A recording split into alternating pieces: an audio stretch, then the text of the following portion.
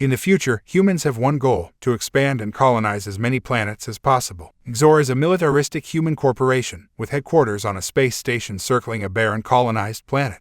The flotilla is in charge of assisting brand new settlements for people. Lieutenant Kane Somerville is our main character. He is a burdened military man with PTSD, who fled Earth after nearly his whole crew perished in a combat tragedy. Higher-ups suspected him of substance misuse, and while he was exonerated due to his distinguished history as a fighter pilot, his family was broken, and his wife left him. His military life is time-consuming, so he doesn't get to see his 11-year-old daughter, Indy, very often. Today, he takes her on a journey through the desert, but she is unimpressed by such a desolate landscape. Indy does not like how prisoners are treated, nor does she appreciate the colonization process. All she sees is dirt. She misses Earth. She says her mother believes Kane keeps fleeing from his past on Earth, so he claims his ex-wife hasn't seen him in a long time, and that he is glad to be a part of a project that is constructing humanity's new future. Before they go check out the new bunkers, he offers Indy his pistol and teaches her how to fire. Indy then travels to Osiris, the capital, to stay with a nanny, because children are not permitted on the flotilla. Kane pledges to return in a week, and that she may phone him at any moment. We watch mysterious beings swarming a field at night, inflicting destruction on everything in their path. Kane's AI wakes up a hungover Kane in space for breakfast. Kane disregards messages from a coworker and his wife, but listens to Indy's while reviewing reports. The transmission, however, is cut off by static, and the AI informs him that all communications to the surface have been suspended due to a jail issue. General Linux, an egoist with little empathy, is in control of the Exor complex. Her project on the planet is top secret and brutal.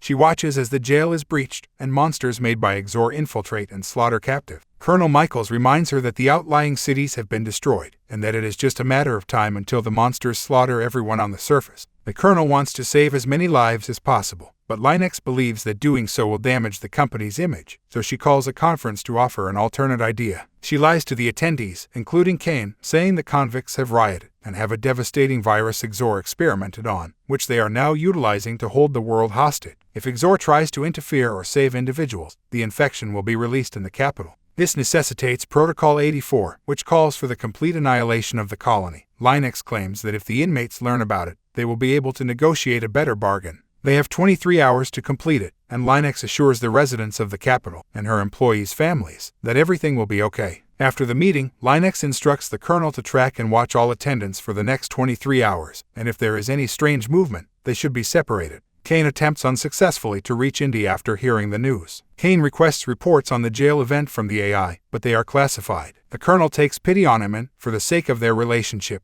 tells Kane the truth: there is no virus. What Exor has been covertly working on all these years is the development of ragged animals that will be sent and employed in the establishment of new colonies. There is no hostage crisis, because the monsters have fled and are on their way to the main city. Exor will blow up the reactors in 23 hours. Kane becomes enraged at him for lying and risking his family, while being aware of the hazards. The Colonel informs Kane that the hangar bay will be locked down in 20 minutes, after which no one will be allowed to enter or leave the station. Kane takes a spacecraft and flees the station with exceptional talent. While cops pursue him, he avoids the attacks. When he causes this ship to exceed G-force to eliminate the remaining Exor guard, he loses consciousness, and the emergency system takes control, ejecting him from his seat. Kane manages to pull off his seatbelt and activate his parachute at the last second, allowing him to land safely in the ocean. That is, until he rises, and a mystery man with a weapon knocks him unconscious. Kane awakens on the ground to discover that his assailant is Cy Lombrock. He tries to explain the situation by stating the story about the convicts having access to the reactors, but Cy was a nurse at the jail and knows he's lying. To persuade him of his narrative of the world exploding soon, Kane tells him that he wants to save his daughter, who is now residing in the capital, and that he will grant Cy access to a safety bunker if he assists him in rescuing her, and Cy agrees. In a flashback, we see Cy as a prisoner. He's having lunch with Vim and Crete, who think it's a suicide mission, but Cy feels it's now or never, so Crete and Vim agree when they learn that another convict named Bostock and his crew are also in. To discover the correct escape, they must be placed in solitary confinement. Carmel attempts to be sent to isolation, but is instead brought into a meeting with Warden Murdain, who mocks him for being pious and informs him he will no longer send him to solitary before beating him up.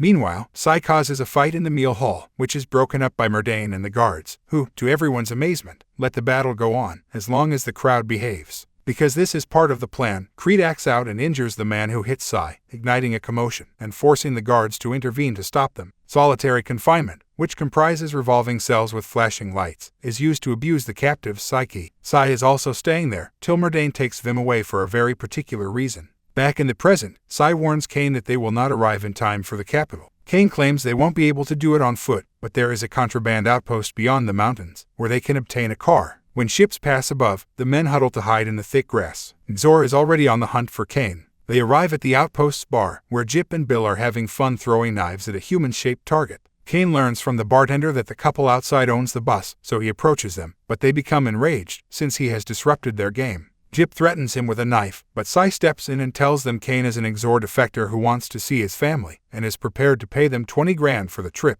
Bill agrees, as long as Kane can pass Jip's exam, which involves getting high and throwing a knife at a target. Kane's aim is flawless, so he passes the test, and the four of them agree to depart and go shopping for weapons. Another flashback takes place in jail. Vim awakens inside a cage to watch a monster coming. It injects him with some strange chemical. Sai can hear his screams from prison next to the warden. He describes Xor's terraforming experiment and how they create these beasts by altering captives, changing them into beings capable of development and adaptation, regardless of their surroundings. Sai falls through a trapdoor and finds Bostock waiting for him, having successfully carried out the plan. He's gotten clothing and bogus IDs, including one claiming Sai is a nurse, but Crete disrupts their plans. He set the beast free. As the monsters assault everyone in the building, including the monster who used to be Vim, who kills Murdane, the inmates flee. Bostock and Crete want to travel to the capital, but Sai says he can't, because he wants to go to the opera, so they split up. Back on Earth 2 years ago, Sai was sentenced to 20 years in jail for violating the code and compromising the public's confidence. Sai believes that nothing matters anymore. Back in the present, Kane and Sai observe two guys, Mandel and Joe, delivering their firearms. Kane compensates them, and the gang departs. The men are overjoyed with their newfound wealth. After a night of drinking and dancing, they see something strange in the distance. It's the monsters, on their way to attack them. Joe and Mandel blast them through the windows. He hits a few targets, but the remainder of the beasts enter their shack. Joe resorts to using a grenade as a final option to take them all out with him. Kane subsequently informs the rest of the passengers on the bus about the monsters and the explosives that would detonate in 4 hours. They discuss the globe, the future, and the repercussions, as well as the ethics of using convicts as free labor. When they get to Osiris, they see it in full disorder as a result of the monsters driving more humans to mutate. The group gets their weapons ready. Jip and Bill will provide cover and protect the bus, while Kane and Sai go to fetch his daughter. Kane and Sai shoot any monsters that approach as they enter Indy's building. They run into a neighbor, who tells them that he hasn't seen Indy and allows them to proceed upstairs. They burst into the apartment and discover the nanny has been slain, but Indy is unharmed, since she took refuge in the closet. They inform Indy that her nanny has returned home. The stairs are blocked by a monster, so they must find another way out. Meanwhile, Jip has brought Bill back into the bus after he was hurt by a beast. She is unable to locate a first aid kit in time, and Bill passes away in her arms. Kane, Sai, and Indy reach the building's top and close the door behind them. Sai takes Indy and jumps from the roof, landing safely on top of the bus because there is no other way out. Kane jumps, but nearly falls until Sai grabs him and pulls him up. They bang on the hatch, pleading with Jip to let them in, but Jip refuses because of what happened to Bill. She unlocks the hatch, starts the bus, and drives away. Kane explains what's going on and apologizes for not being present in her life more often. Indy accepts and forgives him. He also directs Jip to the bunker and ensures that everyone knows the code to go inside. Linux is activating Protocol 84 in the Xor complex when she learns about a bus approaching one of their bunkers, so she sends a spacecraft after them. Indy catches sight of it via the window. Kane makes her conceal herself and instructs Jip not to take the turn so that the ship does not discover its destination. The spacecraft departs after briefly following them, and Jip takes the turn towards the bunker. They are almost there when the spacecraft arrives in front of them and begins shooting, departing only when it runs out of ammo. Jip and Kane have been shot, but Sai and Indy are well. Indy doesn't want to leave her father, but because they don't have much time, she snatches her up and carries her off the bus to attempt to reach the bunker. A creature encounters them on the way and pursues them into the cavern, infecting Sai with its tongue until he shoots it. They locate the underground door and Indy enters the code. Both she and Sai successfully enter just before the planet is blasted. However, Sai mutates, so he requests that Indy get him something sharp. Indy refuses, since she cannot do it alone, so she converses with him and caresses him, while his body evolves. Another flashback sees Sai working as a nurse on Earth. When he discovers his wife and daughter in the emergency room, his world is ruined. He makes use of his position as a nurse and tracks down the man who murdered his family. He strikes and chokes him until security intervenes. Many days have passed since the explosion in the present. Two explorers discover the bunker and notice Indy in the distance, dressed in a spacesuit. They are assaulted by Sai, who has turned into a monster, but has retained some sanity owing to Indy, and after murdering one of the explorers, they question the other about what's going on out there. The explorer says that the flotilla has been recalled to Earth, and they have a cover story about inmates revolting and causing a reactor meltdown, leaving no survivors. Indy informs her that if she wants to survive, she'll sneak her and Sai into the flotilla. The lady has no option but to accept. The woman watches Indy and Sai speak in sign language, before Indy strokes his head and takes his hand, assuring him they're finally heading home. Indy bids farewell to her savior, her father.